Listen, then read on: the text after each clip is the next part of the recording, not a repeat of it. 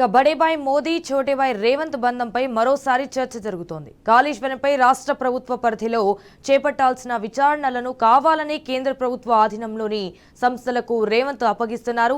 దీనిపై సొంత పార్టీ నేతలే అసంతృప్తి వ్యక్తం చేస్తున్నారు. అయితే రాష్ట్ర వ్యవహారాల్లో కేంద్రాన్ని ఇన్వాల్వ్ చేయడం అంటే రాష్ట్ర ప్రభుత్వం విఫలమైందనే అనుమానాలు కూడా వ్యక్తమవుతాయని అంటున్నారు.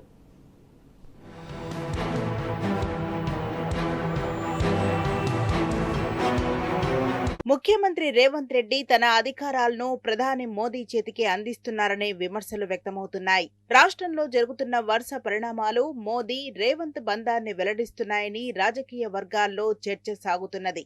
రాష్ట్ర ప్రభుత్వ పరిధిలో చేపట్టాల్సిన విచారణలను కావాలనే కేంద్ర ప్రభుత్వ ఆధీనంలోని సంస్థలకు అప్పగిస్తుండడం పలు అనుమానాలకు తావిస్తున్నది.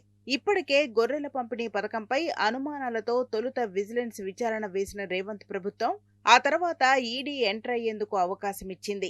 తాజాగా కాళేశ్వరంపై విచారణను సీబీఐకి అప్పగిస్తూ నిర్ణయం తీసుకున్నది. ఈ విధంగా రాష్ట్రంలో జరుగుతున్న పరిణామాలను కేంద్ర ప్రభుత్వ విచారణ సంస్థలకు అప్పగించడంపై కాంగ్రెస్ పార్టీలోనే భిన్నాభిప్రాయాలు వ్యక్తమవుతున్నాయి. దీనిపై సొంత పార్టీ నేతలే అసంతృప్తి వ్యక్తం చేస్తున్నారు.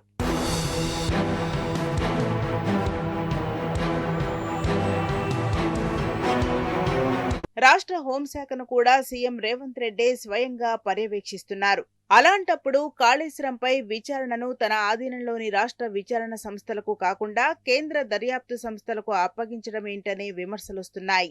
ప్రాజెక్ట్ నిర్మాణంలో ఆర్థిక అవకతవకలు జరిగాయని భావిస్తే విచారణను ఏసీబీకి అప్పగించొచ్చు, లేదా సిట్ ఏర్పాటు చేసే అవకాశం కూడా ఉన్నది. ఒకవేళ ఇది కాదనుకుంటే అత్యంత పవర్ఫుల్ గల అసెంబ్లీలో ఎమ్మెల్యేలతో స్పీకర్ నిర్ణయంతో హౌస్ కమిటీ వేసే అవకాశం కూడా ఉన్నది. కానీ వీటన్నిటినీ వదిలేసి కేంద్ర ప్రభుత్వం వద్ద గల సీబీఐని ఆశ్రయించడంపై విమర్శలు వ్యక్తమవుతున్నాయి. అంటే సీఎం రేవంత్ రెడ్డికి తన ఆధీనంలోనే ఉన్న రాష్ట్ర విచారణ సంస్థలపై, పోలీస్ వ్యవస్థపై నమ్మకం లేదా అనే ప్రశ్నలు ఎదురవుతున్నాయి. ఇలా రాష్ట్రంలో జరిగే వ్యవహారాలన్నింటినీ కేంద్ర ప్రభుత్వ సంస్థలకు అప్పగిస్తూ పోతే ఇక రాష్ట్ర ప్రభుత్వం, రాష్ట్ర విచారణ వ్యవస్థలు ఉండి ఎందుకనే ప్రశ్నలు వినిపిస్తున్నాయి. ఇప్పటికే విజిలెన్స్ రిపోర్ట్, ఘోష్ కమిషన్ నివేదికలో కాళేశ్వరం అవినీతికి సంబంధించి ఎలాంటి ఆధారాలు లభించలేదని, కేవలం బీఆర్ఎస్ ను, కేసీఆర్, హరీష్ రావును బదనాం చేయాలనే రాజకీయ కుట్ర చేస్తున్నారని చర్చించుకుంటున్నారు.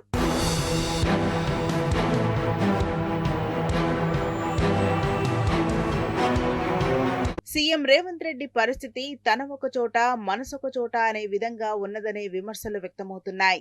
ఆయన మనసంతా బీజేపీ, మోదీ వద్ద ఉన్నదని, కానీ తప్పని పరిస్థితుల్లో ఆయన తనువు మాత్రం కాంగ్రెస్ లో ఉన్నదనే విమర్శలున్నాయి.